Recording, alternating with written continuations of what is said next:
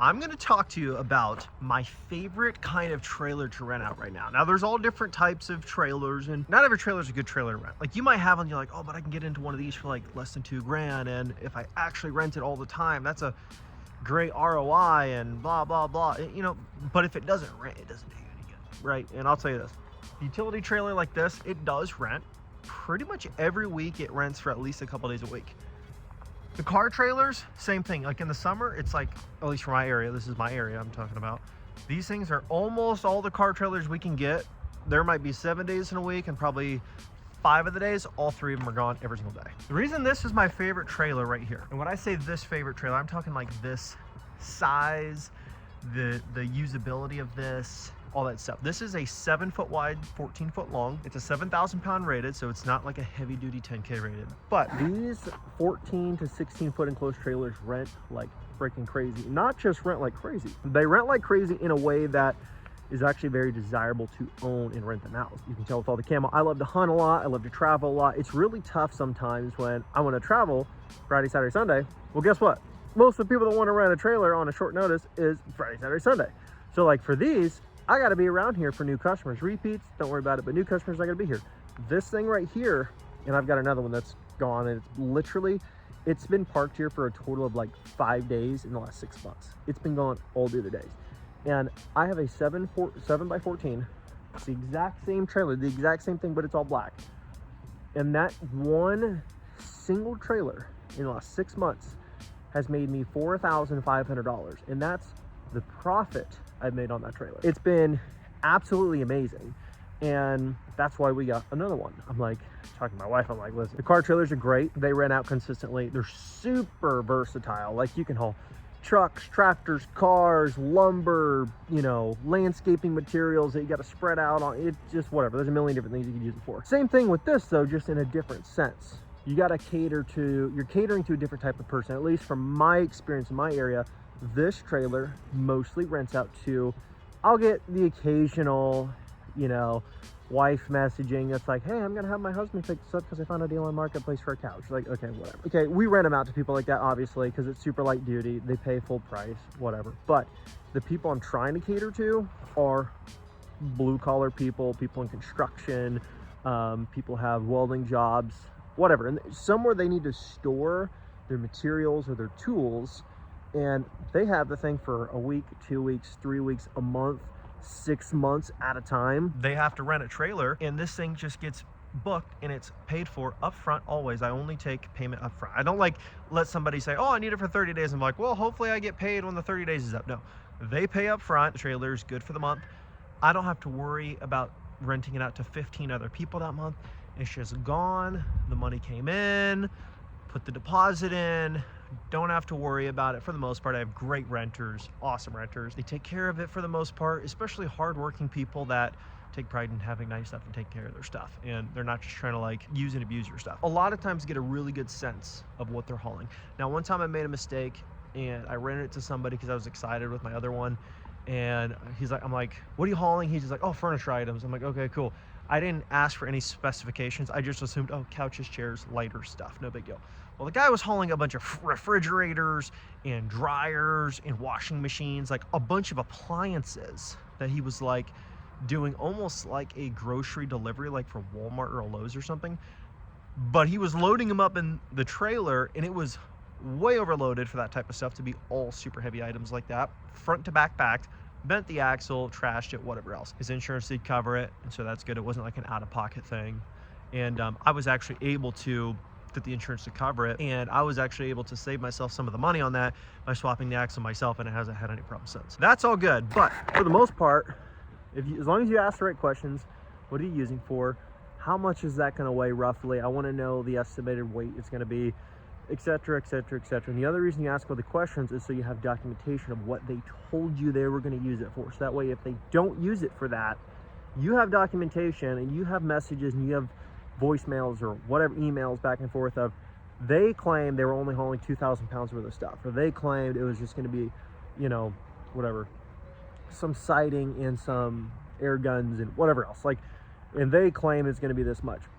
At least that protects you a little bit if they bring it back and it's like kind of like a car trailer being like, what are you going to haul? oh, I'm gonna haul a small car, and then they bring it back and it's all destroyed, and you're like, oh, what'd you use it for?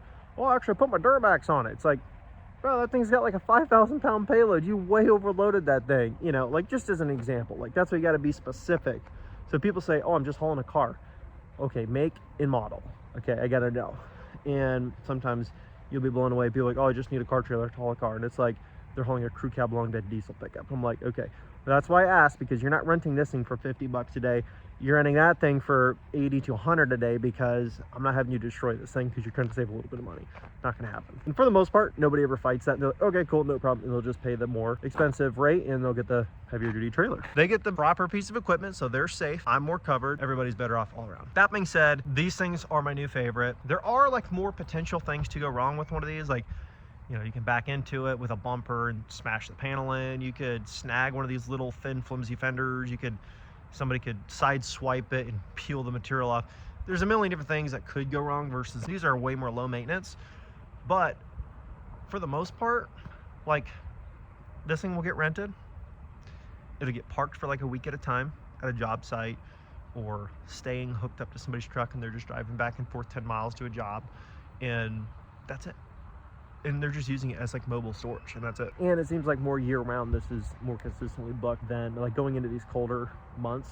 These enclosed trailers, specifically the bigger ones, not the smaller ones as much, great in the summer months, really slow down this time of year. These bigger ones are geared more towards people that work year round. They have a job year round, so they need to store their stuff year round, and so it works well for them.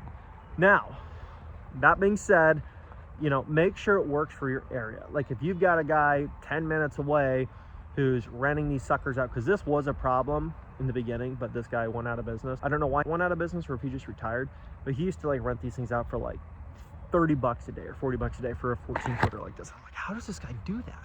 Well, he had like 60 freaking trailers, and he just let people come and go, pick them up, drop them off whenever, and everything was online, all that stuff, which is fine.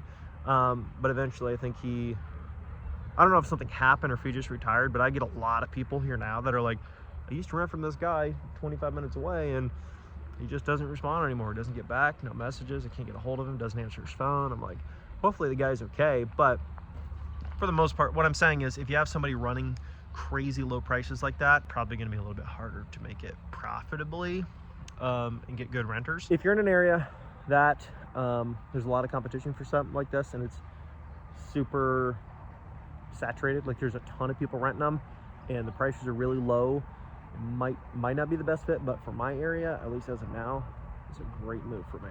And I love knowing, like, literally my other 7x14 literally replaced itself in 6 months in terms of like how frequently it was booked, and mostly by the same guy. That's the other thing. I had to turn away like 30 or 40 different people wanting to rent that trailer for long-term rental. I'm talking like 2 weeks to 4 weeks. I had to decline that many requests in the last 6 months, which could have turned into, you know, somebody that had it for a month for a job, and then they realized like, hey, the guy treats me good, his trailer's in good shape, I'll book it another month and another month and another month. And that's how you start to get those repeats. Like this other guy, every single month he's just like, send me an invoice for another 30 days. Send me an invoice for another 30 days, like literally. And he's brought the trailer back several times for maintenance and stuff. Trailer looks great, no problems with it. Those are the kind of customers you want long-term. And these trailers seem to attract a lot more of those types of people, at least from my personal experience so far. And it is tough in the beginning. Like the first month or two in, it was like, dude, like the first month I got like one booking. I was like, this sucks, dude. Like, what am I doing? And then just stuck in there, stayed after it, and just got persistent, got tons of listings out, begged customers for reviews in a very good way, not like in a needy, annoying way that's like people are like, okay, dude, I'm not leaving you a review, like that's ridiculous. But just being persistent with people by treating them well and just being like, hey, I'm glad I was able to take care of you. It would mean the world if you could take care of me by leaving me a 5-star review. Really helps us grow and helps new customers trust our brand and our business. Because it does. It helps a lot. And most people, once they realize it's like it's just to help you out and do you a favor and do something kind, like a kind gesture, most people will do that. I believe most people are good, like the Luke Bryan song, bro.